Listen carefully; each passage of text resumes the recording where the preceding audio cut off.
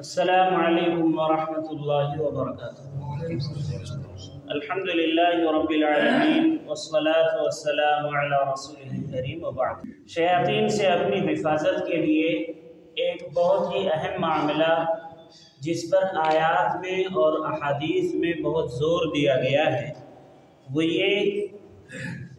کہ ہر وہ عمل جسے اللہ اور اس کے رسول صلی اللہ علیہ وسلم نے بتلایا کہ یہ شیطان کا کام یا شیطان اس طرح سے کرتا ہے، تو ہر اس کام میں ہمیں چاہیے کہ اس کی مخالفت کریں، اس کام کو ہم ویسا کریں جیسا اللہ کے نبی صلی اللہ علیہ وسلم نے بتلا دیا ہے، اس طرح سے نہ کریں جس طرح سے اللہ کے نبی صلی اللہ علیہ وسلم نے بتلایا کہ شیطان ایسا کرتا ہے۔ شیطان انسان کے پاس بہت بڑا مصلح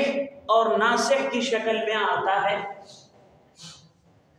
اور بڑے اچھے انداز میں نیکی اور بھلائی کی طرف رغبت دلاتے ہوئے اس کو گمراہ کرنے کی کوشش کرتا ہے، جیسا کہ نوح علیہ السلام کی قوم والوں کو اس نے گمراہ کیا تھا، اور جیسا کہ آدم علیہ السلام کو بھی ایک ناصح کے بھیس میں آ کر انہیں وہ ممنوع پھل کھانے کے لیے آمادہ کیا۔ شیطان کبھی ایک اس شخص کے پاس جو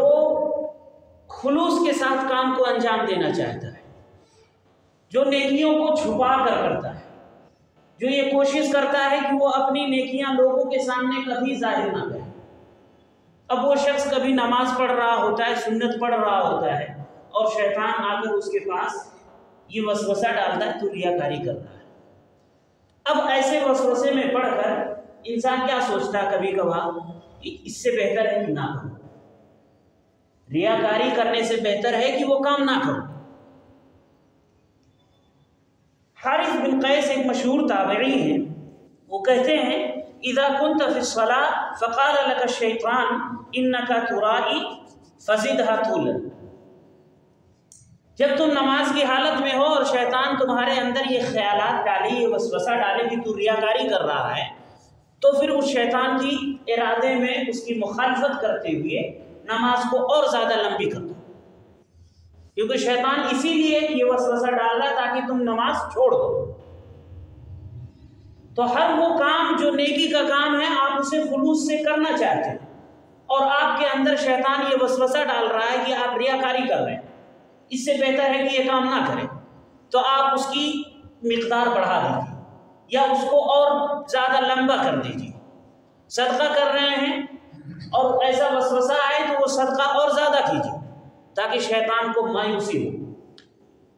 اللہ کے نبی صلی اللہ علیہ وسلم نے اس طرح کی بہت ساری باتیں بتلایا ہے اور ساتھ میں یہ تنبیہ کیا کہ شیطان ایسا کرتا ہے لہذا تم اس کی مخالفت کرتے ہوئے اس کو ایسا کرو۔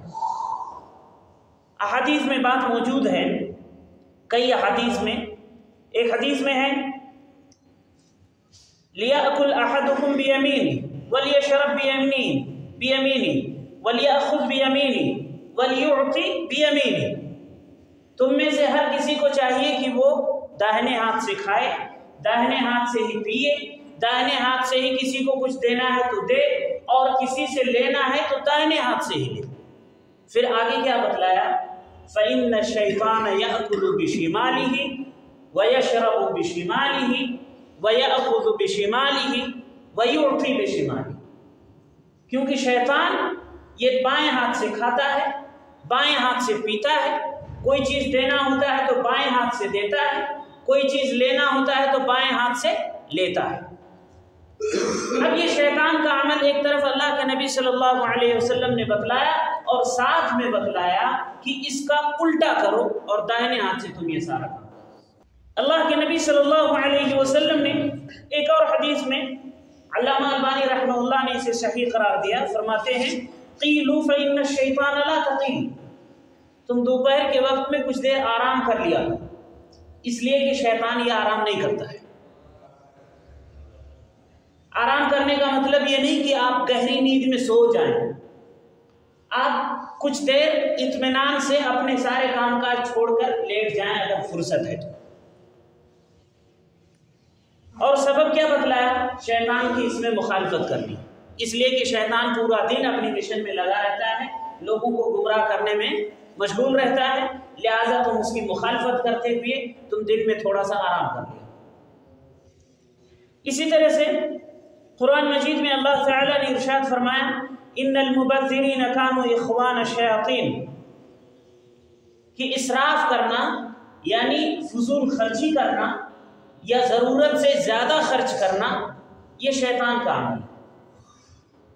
اب اس شیطان کے عمل کی آپ کو مخالفت کرنی ہے۔ اللہ کے نبی صلی اللہ علیہ وسلم نے بھی یہی تعلیم دیتے ہوئے ایک حدیث صحیح مسلم کی ہے، اس میں ارشاد فرمایا فراش للرجل وفراش لامرأته وفراش للضيف والرابع للشیطان۔ ایک مثال دے کر سمجھایا کہ ایک بستر آدمی کے لیے ہے، ایک بستر اس کی بیوی کے لیے ہے، ایک بستر مہمان کے لیے ہے۔ اب اس سے زیادہ کی اگر ضرورت نہیں ہے تو پھر چوتھا بستر اگر ہے تو وہ شیطان ہے۔ اس کا مطلب یہ نہیں کہ پوری فیملی میں صرف 3 ہی بستر ہونے چاہیے، ہو سکتا ہے کسی کے فیملی ممبر زیادہ ہوں تو وہ اپنی ضرورت کے اعتبار سے اپنی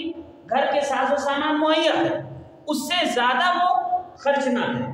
ضرورت جتنے کی ہے اتنا ہی سامان گھر میں رکھے، اس سے زیادہ فالتو خرچ نہ رکھے۔ اور اس کی ایک مثال آپ نے اس حدیث میں بتلایا کہ اگر چوتھے بستر کی ضرورت نہیں ہے اور چوتھا بستر بھی گھر میں لگا ہوا ہے تو وہ چوتھا بستر شیطان ہے، اس پر شیطان آرام کرتا ہے، اس پر شیطان سوتا ہے، یہ فضول خرچی ہے۔ تو ہمیں اور آپ کو چاہیے کہ ہر معاملے میں شیطان کی مخالفت کریں۔